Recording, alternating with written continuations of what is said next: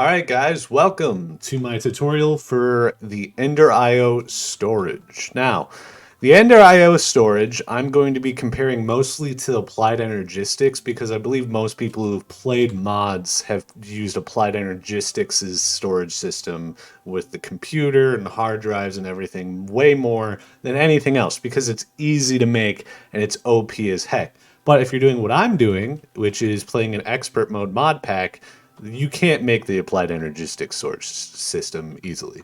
What I did was built the Ender IO one, which also took me a long time, but we got to it. The major upside to this storage system is that the storage it has is actually the chests that you have. So instead of having to make hard drives or something, you just plug it into any chest that you have, and it increases the amount of storage inside the system.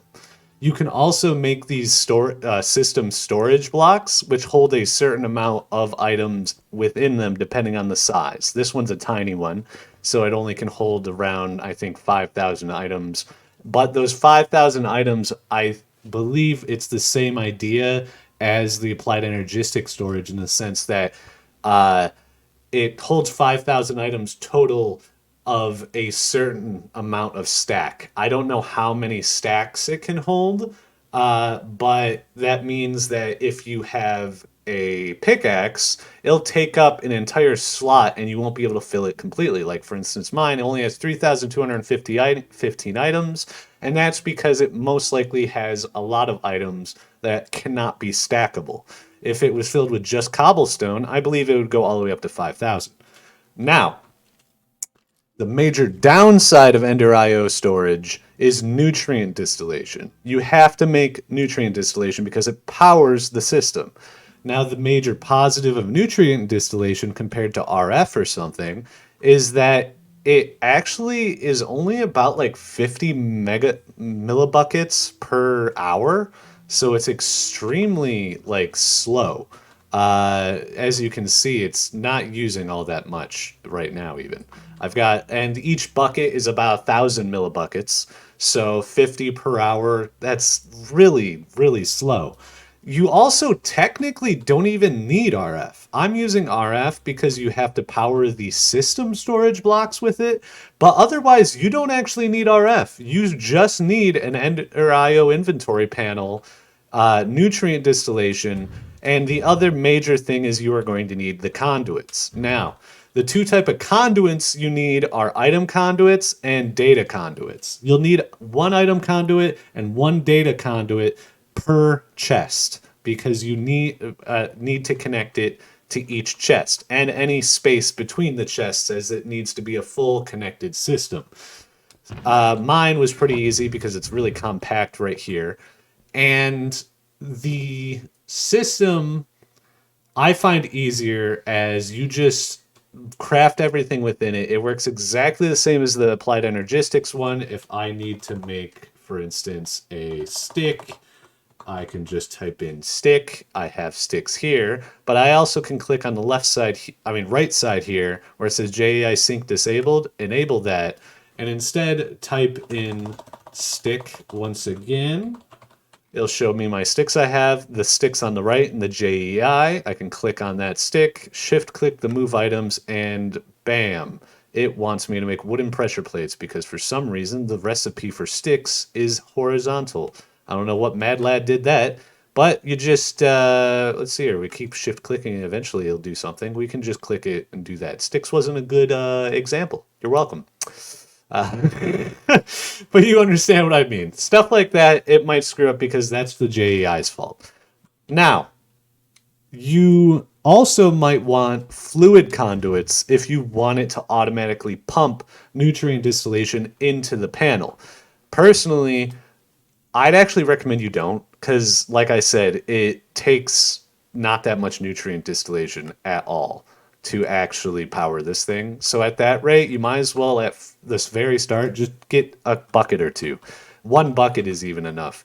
And what you'll do is you connect all the pipes to everything. Now, the way that the pipes are connected to the blocks matters a lot, okay?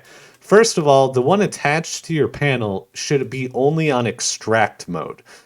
The one attached my system, I have a top chest here that is the input chest, and the bottom chests are all my storage chests. I could have an infinite amount of these storage chests. The reason I have this top chest is so if I go mining or something, I got a whole inventory of items. Instead of spending the energy that it costs for the nutrient tank to sort the return area items, you can just open up this chest, throw a bunch of crap in here, and it'll automatically sort it into the rest of the system. Now, how that works is that item conduit is also set to extract. Now, it's also important, very, very important, that these are set to redstone mode always active. When you first put down conduits, they are not set to this, which is annoying, I know. But every conduit attached to any surface, ensure it's on redstone mode always active. The one attached to the system storage will have both insert and extract. The ones on the bottom will have insert attached. Now, all the ones on the bottom have insert attached because that way they can just be filled with stuff. The top one has extract because it pulls from that chest and puts it into the system. Now, the other thing that you kind of want to pay attention to is that it has data conduits. All the data conduits are connected to every single block as well. Data conduit side of things, you just make sure it's enabled. All the data conduits should be enabled. That being said, let's say you need diamonds. As an example, you want diamonds. Diamonds are in this bottom chest. That bottom chest is set to insert only. But if you open up the panel and I go in here and I type in diamonds, it's still there. That's because it's attached to a data conduit. The data conduit is what the inventory panel is using to detect where items are and to give you the ability to pull out of those chests, meaning you do not need those to be extractable, which is why my system works extremely well. You just have a bunch of chests. I need to add more. As you can see, they're now being filled with random crap. I need to add many more chests, attach data conduits and item conduits to them, have it all as insert instead of extract, and bam. I just have an infinite storage system, which is the major positive to Ender.io. Now, I want to show you that's the system. It's easy as that. I actually am using immersive engineering to connect wires to this, by the way, too, because Ender.io costs a lot in my mod pack. Let's go look. That's it. That's the old tutorial. If you have any questions, ask. I will reply to comments. I'm always a very, I don't know, what's the word I'm looking for? I don't know, connective, like those. I'm a very interactive person in my community, like a little monkey boy. So let's go over and look at my nutrient distillation, because nutrient distillation is actually quite easy to make. The biggest drawback is that you'll need a vat. I have, it's called the vat, by the way. And the way you make nutrient distillation is that you need a lot of blocks. Let's see here. If we just go into nutrient distillation is made, if we type it in here, nutrient distillation, click on that, go into the vat. It's made with water, a meat of some kind, and a fermenting item, basically.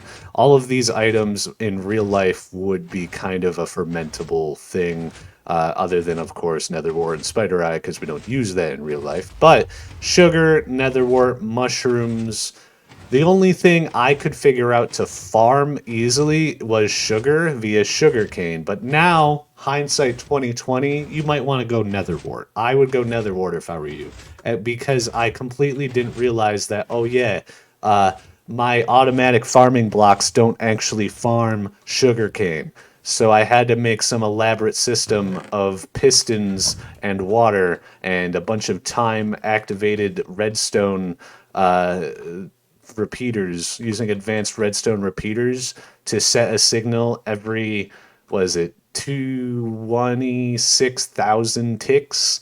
Yeah, is about how long it takes for sugar to grow. Anyways, you can go that route or the nether wart. You put that in with some water, with a little bit of meat of some sort. I went with heads. That's why there's some zombie heads in there right now, because skulls and heads also count. The modifier on the bottom is the modifier it will use to create a certain amount of nutrient distillation. Heads are actually the most efficient. I have a bunch of heads laying around anyways. Bada boom, you're done. You just put in some sugar and it'll make nutrient distillation. I have mine set up really easily because I only have one vat, so I just put on a wooden fluid pipe from Buildcraft with a diamond fluid pipe, which is a filtering one, and you just have to put like a little bucket full of the liquid in there, and it'll automatically export it into like one of the blocks. These are just open blocks tanks because they're easy to make. I think they just cost obsidian and glass, so that was really easy. And you literally just pick up that nutrient distillation, a bucket. I don't have a bucket on me, but you get the idea. And you slap it in that panel, and you're good to go. You don't even need RF. If I knew that, I wouldn't have made this system storage, and I would have made this panel. Well, actually, you need a lot of different machines to make the panel because I needed like a soul binder and a slice and splice and all the other things in the world. But good luck. My recipes are very different. To show you here, panel. If I click on how to make a panel on my mod pack, it costs pulsating crystals, a sentient ender. Sentient ender costs soul vial and ender resonator. A ender resonator needs a slice and splice, which requires an enderman head, vibrant alloy, solarium, and silicon. But the major thing is that if you make a slice and splice, it requires like an industrial machine chassis. A industrial cheese chassis requires an induction smelter. And a simple machine chassis requires a machine frame. A machine frame requires crushed obsidian and dense steel plate and electrum gear and a refined circuit board. A refined circuit board requires a carpenter and some iron and redstone to create one of those babies. You get the picture, okay? That's what I'm doing. If you want to see content like that, where I'm going crazy trying to figure out how to make something really fast and quick in the moment, watch my main series over there. I'll point that direction. And thank you so much for the tutorial. Well, watching it, I guess. You thank me for giving it to you. And bye bye.